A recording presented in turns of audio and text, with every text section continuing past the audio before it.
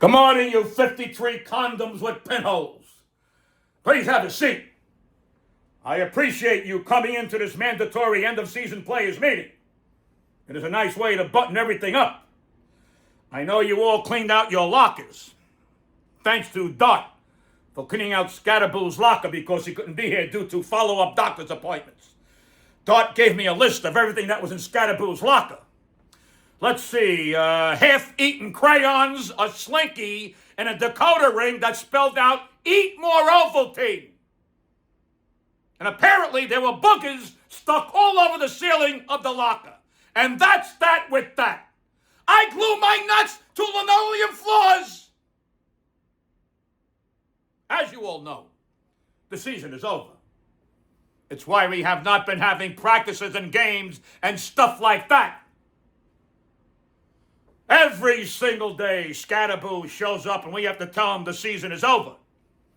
But he still wants to play, so he goes out into the parking lot and puts a giant cooking pot on his head and paints his number on his t-shirt, and he runs into the light stanchions and then yells, "First down!"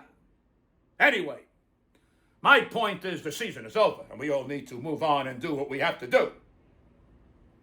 Obviously, some of you will not be here next year. The roster is only 53 men, and so if we draft a defensive lineman in the first round and one of you defensive linemen just had their contract end, then it's pretty safe to assume that you either started living or get started dying. That works for Shawshank Prison and the NFL.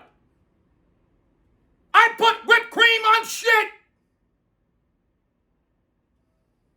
We are starting the search for the new coach, so Kafka is clearly gone, although it's very odd that no one is actually talking about it.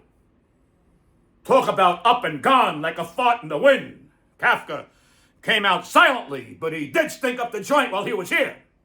So, essentially, if Kafka was a fart, he would have been a silent but deadly. Meanwhile, his coaching staff was comprised of fizz, fuzz, poop, tater poop, tear ass, and rattler. That's right, our entire coaching staff was comprised of every type of fart that exists.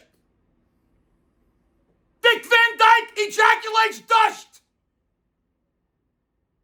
You players have a responsibility that goes beyond playing for pay.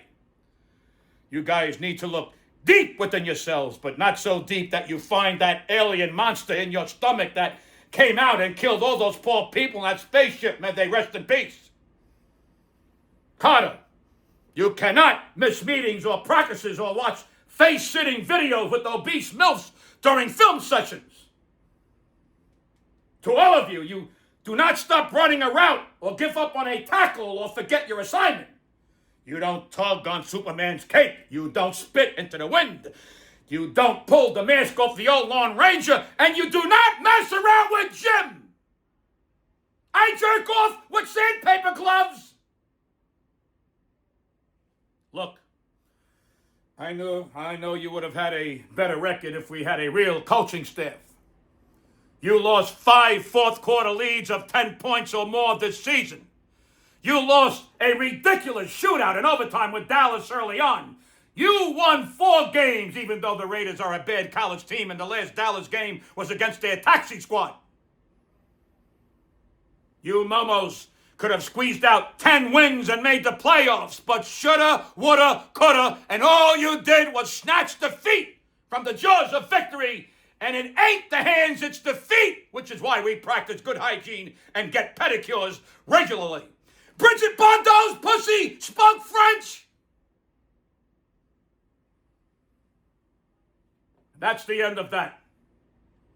I know I won't be seeing some of you next season on this team. And that's the sad part of sports for me. But I do hope whoever isn't here catches on with another team somewhere. And I will try to help. To the good guys, I'll call around the league and put in a good word for you. For the shitty guys, I'll send emails to the UFL teams. King Kong's wife uses sheep as tampons. Men, thanks for the effort this year. I know we all wanted better, but that is something you cannot wish for. You gotta play for it. You gotta just play for it. Anyway, take care of yourselves. The sun still come out tomorrow. Bet your bottom dollar that tomorrow there will be sun. Little Orphan Annie liked it in her fanny.